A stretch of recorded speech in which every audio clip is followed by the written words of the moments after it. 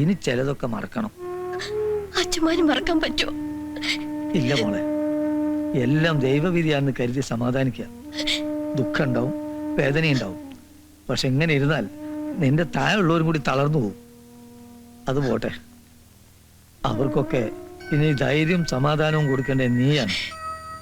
ഇനി നിന്നിലാണ് എല്ലാ വിശ്വാസവും. അച്ഛൻ ഇവിടെയൊക്കെ ഉണ്ടെന്ന് കരുതി സമാധാനിക്കുക.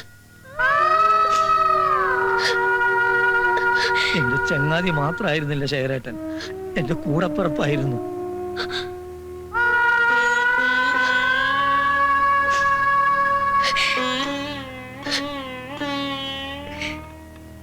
ഇന്നലെ ഞാൻ സീ ഫുഡിലെ മാനേജറെയും എംഡിയെയും കണ്ടിരുന്നു.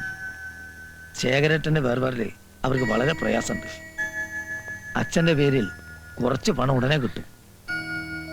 ആ പണം വാങ്ങി മോൾ അത്യാവശ്യ കാര്യങ്ങളൊക്കെ നടത്തണം.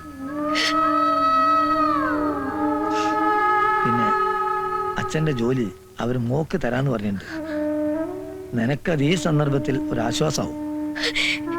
എനിക്കൊന്നും അറിയില്ല അച്ഛമ്മ. ഒക്കെ ശരിയാവും. മോള് ധൈര്യമായിട്ടിരിക്കേ.